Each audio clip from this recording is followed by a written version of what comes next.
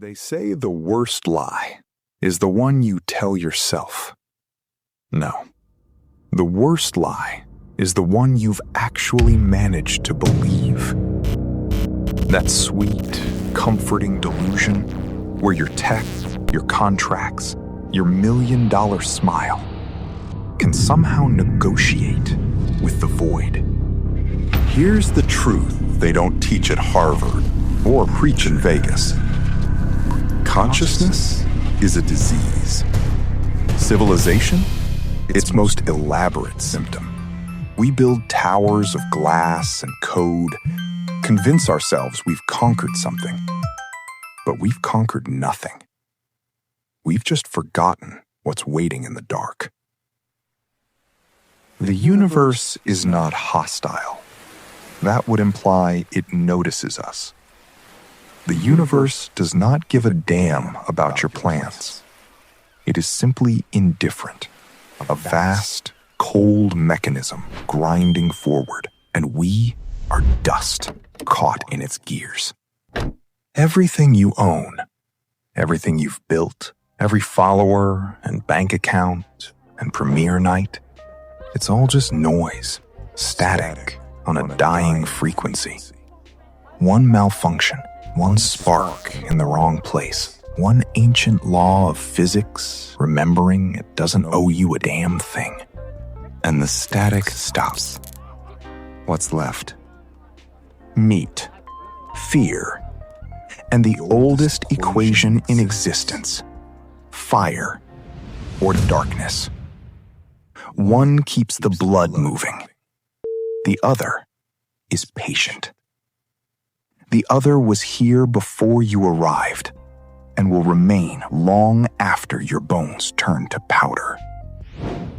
And one of them, someone who sat in that tight circle, warming hands by the flame, had already brought the darkness.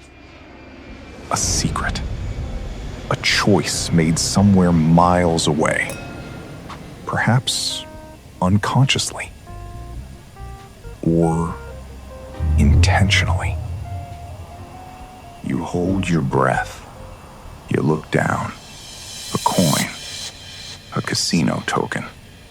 Someone's somewhere. You don't flip it. You don't get a choice. You're just dropping into the unknown.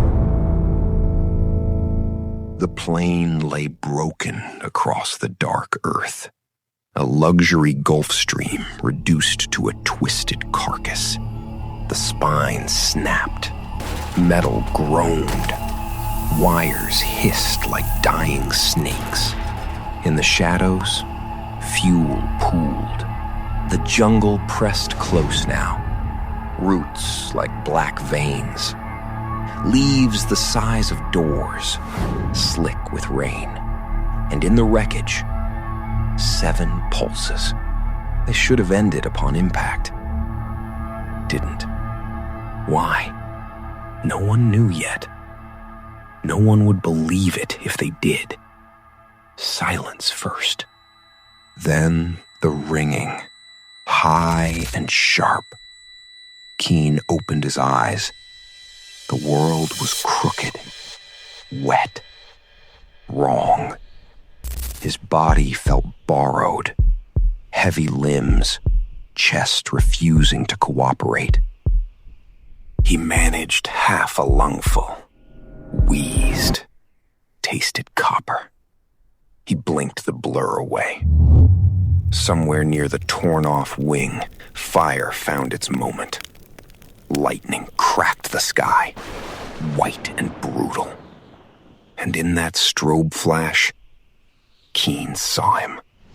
Across the wreckage, big man, pilot's uniform shredded, blood and rain on his face. Their eyes met. Keane tried to speak. His chest screamed in protest. Hell of a landing.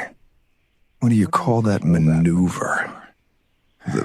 The screw physics special? Commander Stanley Jackson couldn't wrap his mind around it.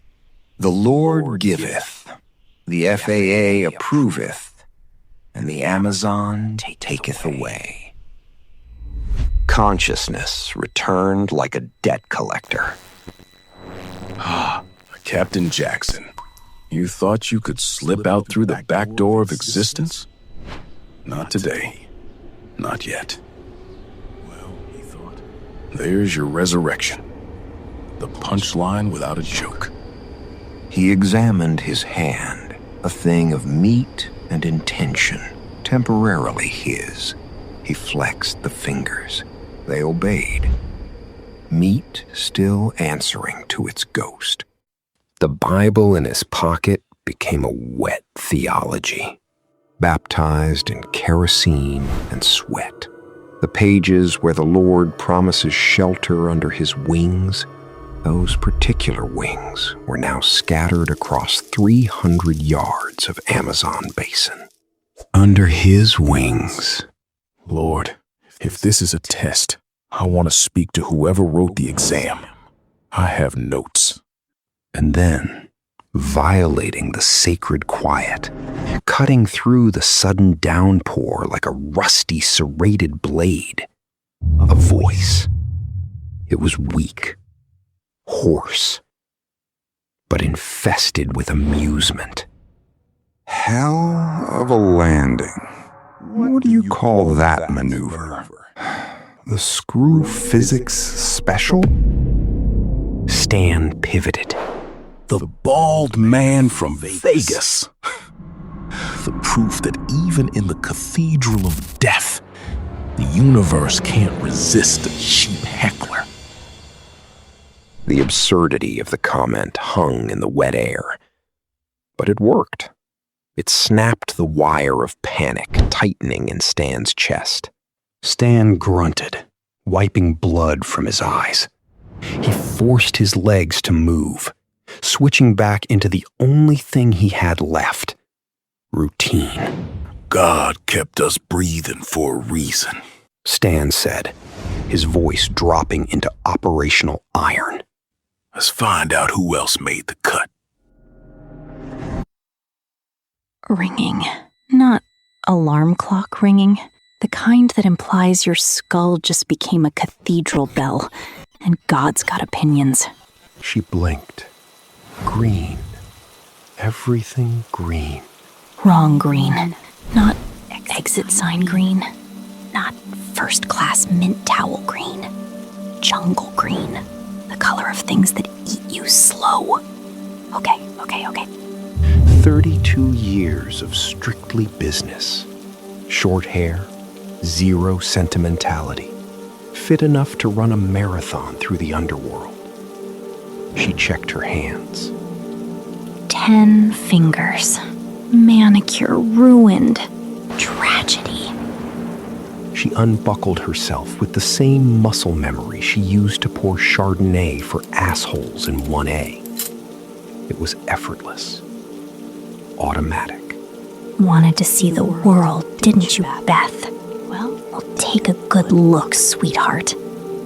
It's green, it's wet, and it smells like jet fuel and expensive cologne. Captain, co-pilot, 4 passengers. Start the head count, Beth. You're a goddamn professional. She tried to stand. She locked her knees, forcing her body upright. But the world immediately voted no. Vertigo wasn't just a cheap drunk. It was a sledgehammer. The boots slipped on a slick mix of rain, mud, and hydraulic fluid.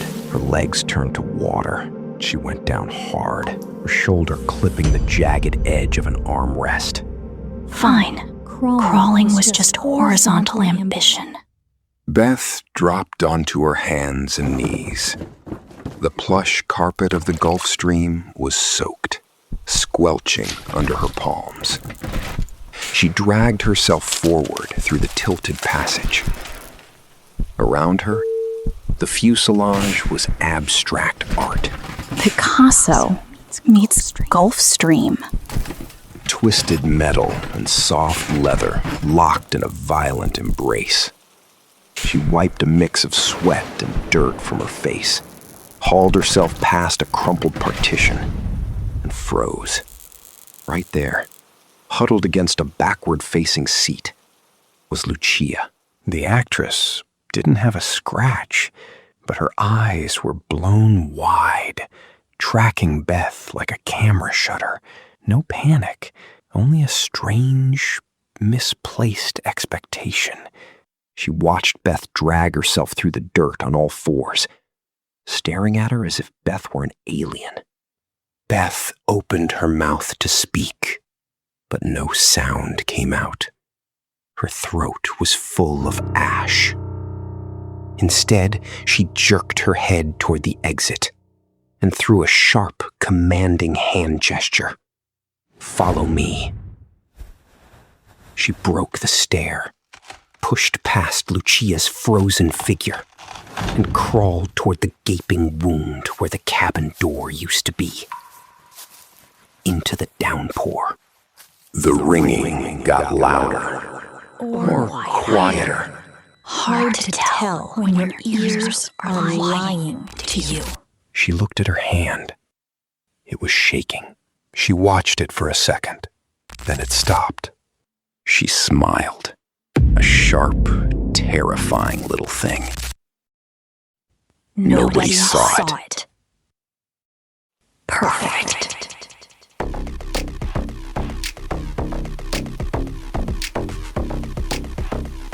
It is just another fake signal. It's your nervous system actively misfiring. Systemic catastrophic withdrawal. And welcome to the jump.